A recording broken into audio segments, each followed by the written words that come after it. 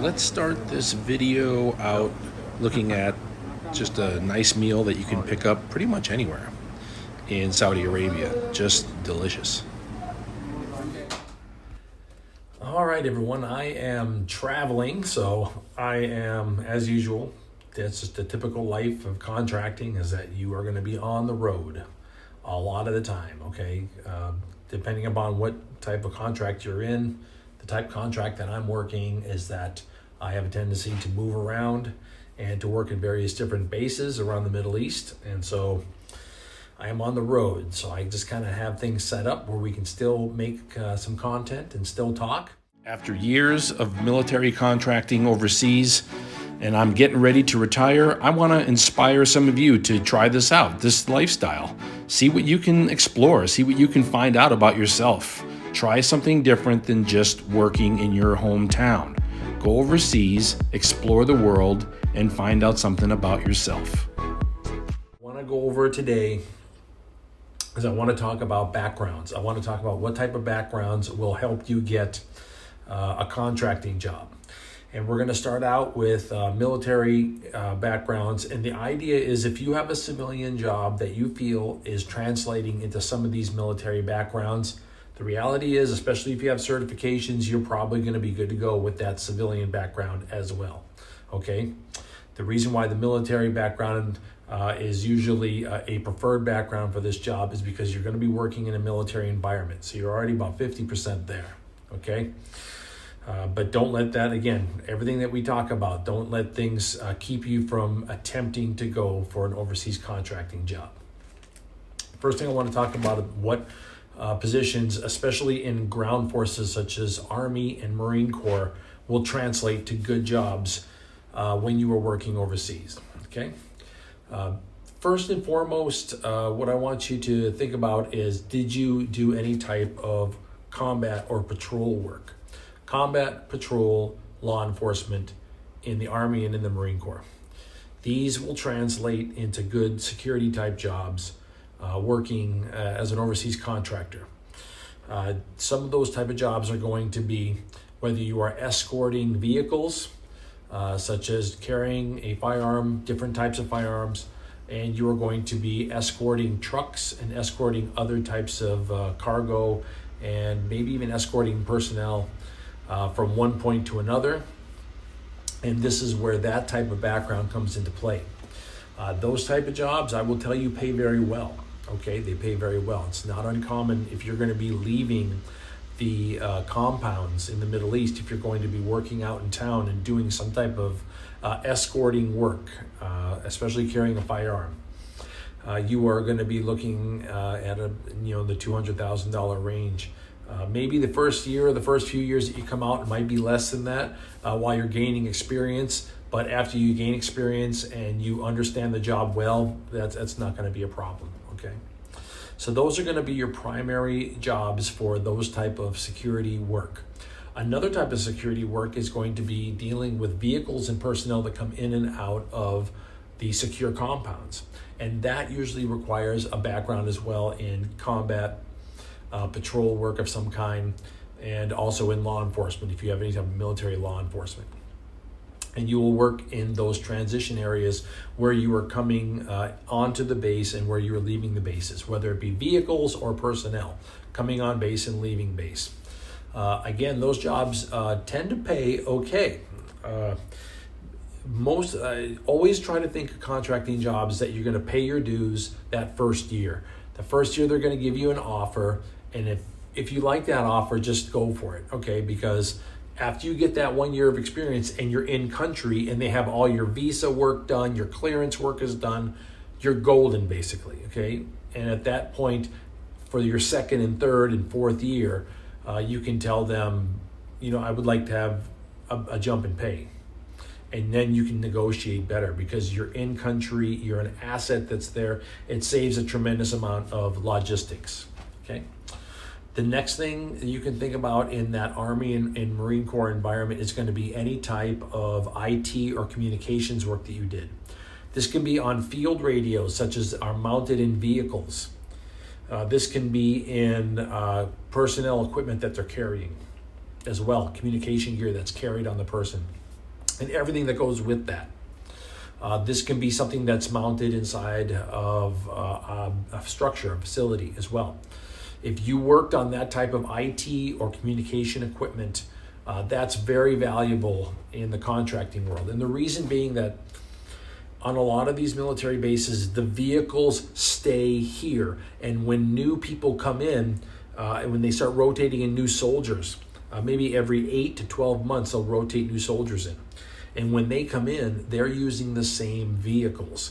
And so the contractors are the continuity on that base, and they're maintaining these vehicles and the communication gear inside of them and other gear related to that.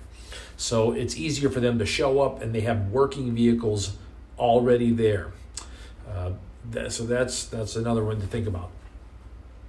Another good one, if you are in the Army and Marine Corps background, it's going to be anything that had to do with helicopters. Okay, if you had helicopter training of any type, whether you're working on them, maintaining them in any way, maintaining them electrically, or maintaining the engines, that is going to translate to wonderful contracting jobs overseas. Maintaining helicopters is a big one. That's one of the reasons why I try to tell people when they sign up for the military, if they get offered jobs such as maintenance, they get offered jobs in communications, they don't sound very exciting at that time when you're 18. I get that. But those are the jobs that really translate to high-paying contracting jobs and civilian jobs later on, okay? The last thing I want to mention with the Army and the Marine Corps is if you have worked in drone technology. There's a lot of different types of drones now. Depending upon whether they're large and piloted within a vehicle or piloted even on the ground. And there's also different types of drones that are carried by the soldiers themselves. If you've worked in those types of fields with drones, that's going to translate into very good contracting jobs, especially overseas. And again, the reason is those kinds of devices and equipment generally stay on base. And when a new unit rotates in, there's already working equipment there with contractors that are maintaining that equipment. And the soldiers that come in can then utilize that working equipment to do their job. So let's talk a little bit about if you have a background in the Navy, okay? The Navy is very well known for its engineering, electrical, its communications backgrounds, okay? So if you've done any type of diesel mechanic work, whether you've maintained vehicles, because there's a lot of vehicles on the shore facilities, whether you have done any type of repair work, such as not on the ship, like electrical repair, not just that, but think along the lines of plumbing, okay? On board a ship, you actually have people that's trained in doing plumbing work and trained in doing those types of facilities. That translates into great jobs overseas. Any type of plumbing work like that. All of that has to be maintained on these bases. And if you have a background in that, especially if you're certified as a journeyman, that's going to translate into good contracting jobs overseas. And finally, if you have a combat background, such as with the Navy SEALs or with the EOD, both of those will translate into good security jobs overseas. And EOD translates into EOD related type jobs, which can pay very well. All right. Air Force background. Okay. If you have an Air Force background, especially if you have done any type of maintenance on fixed wing aircraft, or if you have done any type of maintenance on helicopters, that's going to translate into very good overseas contracting jobs. There's always a need for that work. And again, those types of vehicles have a tendency to stay on base. A lot of the Middle East now is using both propeller and jet-powered aircraft of different kinds. And so if you worked on that in the Air Force, bringing those skills over here after your Air Force career is done, or after your time in the Air Force is done, is going to translate into good work. And also with the Air Force, you're going to have a lot of communication systems, satellite communications. You're going to have networking, server administration, things like that happening with the Air Force. That translates into good jobs as well. All of the military bases overseas, they have their IT equipment in place. And again, the soldiers rotate through.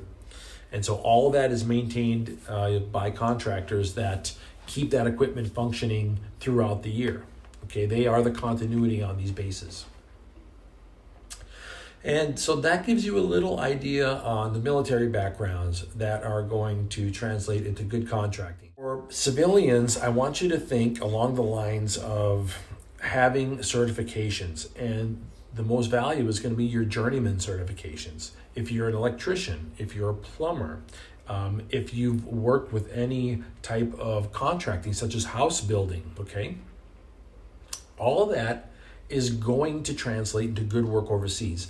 Every base in the Middle East is going to have a team of contractors that maintain the facilities, the plumbing, the electricity, they run lines, they have communications that they set up such as fiber and copper, and they also have to just maintain building structures themselves when they have problems.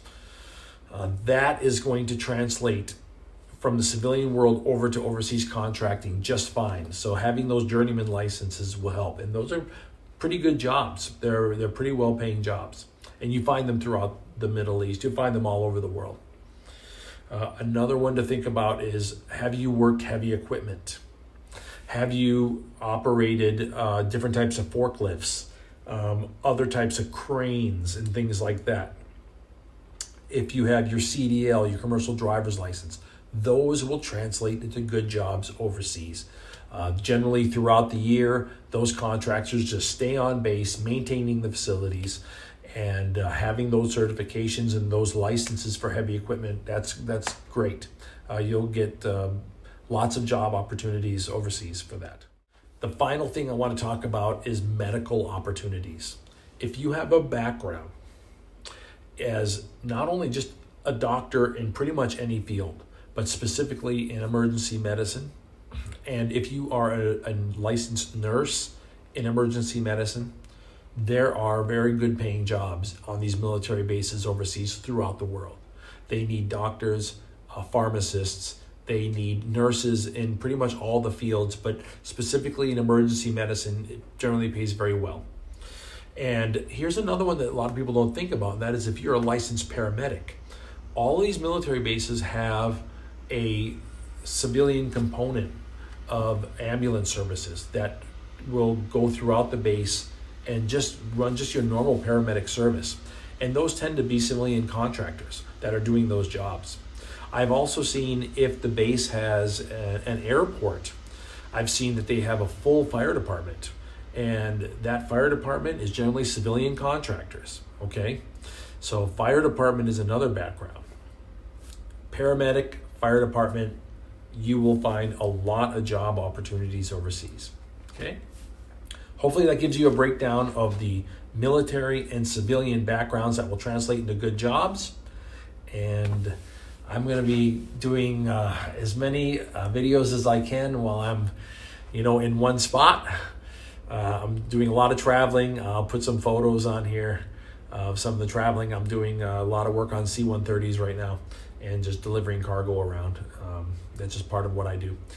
And but it's good talking with you. And again, leave a comment if there's something specific that you want to covered, and we'll talk again, okay?